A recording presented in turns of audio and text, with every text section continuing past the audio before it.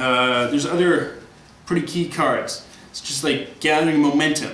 You can play this for the event, which lets you then place, if you're leading in an area, which there's the 4 areas, the West, Midwest, South, and East, and you have more, you're leading or controlling more states than your opponent, which, so here I've set up, Kennedy has 2 cubes, Nixon has 1. If Kennedy or Nixon played for the event, because Kennedy is leading, he would get a cube in each of the states. So, and he'd also get a momentum. So Kennedy would place cubes in Missouri, Illinois, Kentucky, Ohio, Iowa, and Minnesota. So this is a very powerful card, and there's one for each of the 4 major regions. And I've noticed in a lot of games I've played, people are aware of these cards and they very effectively try to take advantage of this card, because this can swing a game. So what happens is people will constantly try and have just a 1 cube lead in a region by 1 state and battle over it. And because this game's all dependent on the cards, you know, Catholic support for Kennedy, very powerful card. New England support, Bobby Kennedy. There's a lot of really powerful cards here, and so I've noticed that someone who's already got the cards memorized can have a huge and distinct advantage over a player who's just playing the game for maybe the first, second, or third time and doesn't know what cards are in the deck and which ones have come up or which ones haven't. So in addition to sort of just understanding the game mechanics better, there's another advantage for the repeat player in that they've memorized the different cards, and that can be a big advantage. However, if 2 people are about equally skilled, the game is really fun. You've got a battle over the states. The game doesn't always shape up the same way. You can win by getting the big states, you can win by grabbing all the little states. It's a really neat game. And so the way it works is you get these cards and you have 6. And for the first 5 rounds, you get to play 5 alternating with each other, and then you put away 1 in the campaign strategy. And that 1 here, you see this symbol, Louisiana? That would be used on the election day, so in the last 2 rounds. So the first 5 go to not this Louisiana card, they go to putting in, see the defense symbol and Democrats. So you would put this away for campaign strategy for the debate. And on the debate, you have the CP value of the issue, and then if it's Democrat or Republican. Some cards can be played by either person. And those are probably the best ones you want to throw away into your campaign strategy for the debate.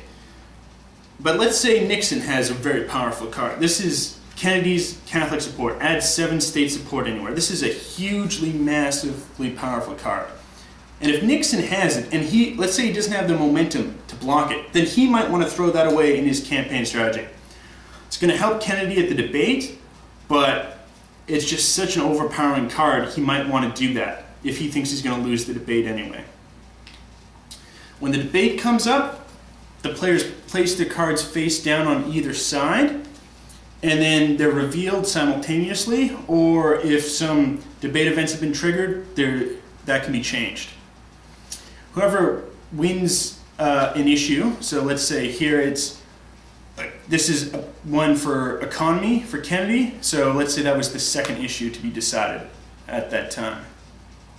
And it can change back and forth. So the first issue that gets decided gets 2 state support anywhere, 3rd issue is 3 state support anywhere, and the 3rd issue is 4 state support anywhere. So the debate is a very powerful mechanism in the game that can really change it up. So if you've been controlling the game for the first 5 rounds, it can all change on the debate because it's a massive swing. So you don't want to be unprepared for that. There's also, as I mentioned before, the states here. For the last 2 rounds after the debate, you put away 2 cards in your campaign strategy, and election day, you gain 3 rest checks, the random draw, as I mentioned earlier, and you can really swing states there. And this is a very, very powerful mechanism in the game because you can put away the cards for campaign strategy. Your opponent has no idea which ones you put there. And that can swing states at the end of the game. Overall, this game is very well done.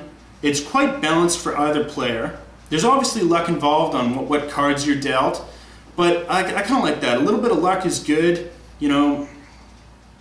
makes the game more interesting, so it's not just all trying to plan the next move. And I've noticed games with luck usually reduce analysis paralysis a little bit, so it's fun. It's a very balanced game.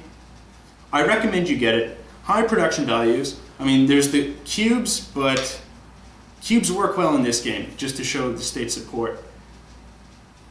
So, I don't know what else to say about this game. It's balanced, but unfortunately, sometimes the best option is always to try and gain issue support. That's kind of the one negative, in that you don't usually want to spend the campaign points on media advertising or individual state support if you're lagging really far behind within the issue track.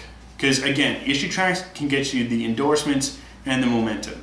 And I've just noticed so many games devalue into that, and people only will play a card for the event if it's really good. Otherwise they'll just spend the campaign points battling on the issues. So I spend this 2 CP on the campaign issues, and goes right into the issue. And then my opponent does the same with his card, which might be another 2 CP. And it's just a battle over that. But don't let me that dissuade you. I think that's the one weakness in the game, is it's just a ton of a battle over the issues instead of campaigning in the individual states. The game will change. On the last 2 rounds, though, usually then it's all out just campaign for the individual states. So the game sort of transitions from battle over the issues to battle over the individual states. Very, very fun game. First time you play it, it's going to take a while, but I think once both players know what they're doing, you could probably play it in about an hour and a half. And just a great game. I'd recommend that you go out and buy it, or play it with a friend or your gaming group.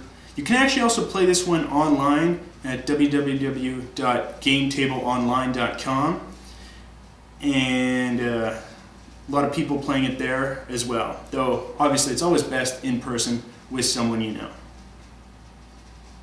But another great game, published by Zedman Games.